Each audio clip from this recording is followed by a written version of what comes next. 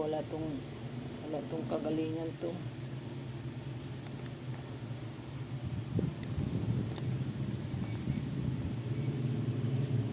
Masakir to.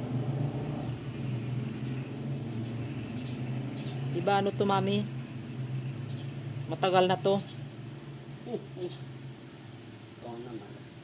Tagal mo nang hawak eh. Kaya nga. Tatanong pa. Kaya nga, matagal na to. Bata ka pa nito na ano na. Ay, hindi. Ay, hindi ba? Dito na yan. Nabagsakan niya ng... Tinabi ko na sa iyo eh. Nabagsakan niya ng bakal na kama. Diyan sa garahe. Ibinagsak ko yung pinakapaa. Yung pala ang paa ko na... Iyak ako. Aray. Dugo. Biyak. Ano, CCTV. Oo. Dalawa kasi yun. Pinasok yun.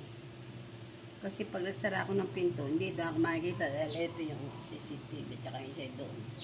So, ipinapasok doon sa kuya. Masunurin kuya, pinasok.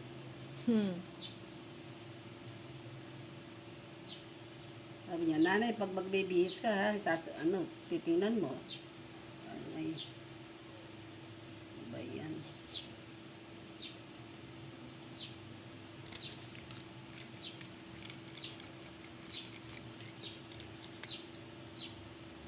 Parang nasa bahay ka ng ano, PBB. Bahay ni kuya. Lahat may kuling. Ipag ko yung kinausap ko eh. Kapatid ng asawa mo? Oo. Kaya niya pinunta kasi yung bata, yung apo ko. Iniwan sa kanila dahil piyesta doon kahapon. Nauwi dito yan. Kaalis lang nila yung ano, sila nga yung ano, umuwi na galing kami diyan ng ano, Dorian. Kaya pala nagkikita kayo. Hindi na nga kasi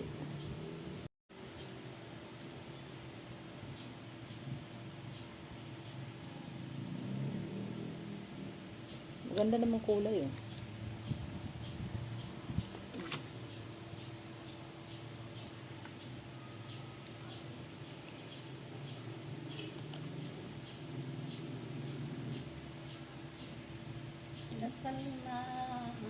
Ha? Ano rin yung upong magsalita?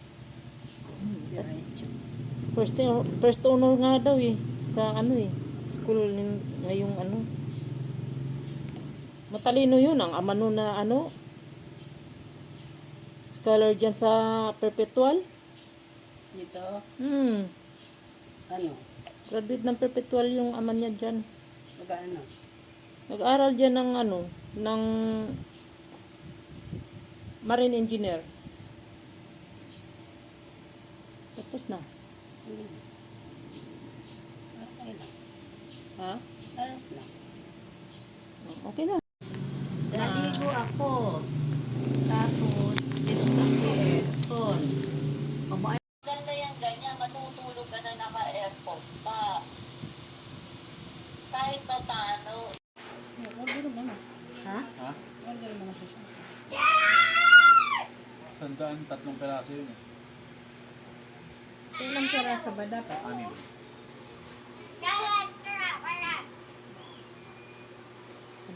I-try nyo na. 6 na peraso. 200 plus. O di 200. O di ano nyo na. Kaysa lumala pa yun, disgrasya pa. Mas malaki pa. Disgrasya ka pa. TikTok, baka naman pwedeng ipakita mo ko sa Luzon, Visayas at Mindanao. Bigyan mo naman ako ng isang viral. Isa lang naman. Ipakita mo na rin ako sa mga karatig bansa na may mga OFW katulad ng Taiwan, China, South Korea, Japan. Sige na, TikTok. Umayag ka na. Isa lang naman eh. Sige na, pumayag ka na. Uy, papayag na yan. Papayag na yan. Papayag na yan. Disgrasya ka pa. Ang tintabang niya. Yan ang bagong style niya sa buhok niya ngayon.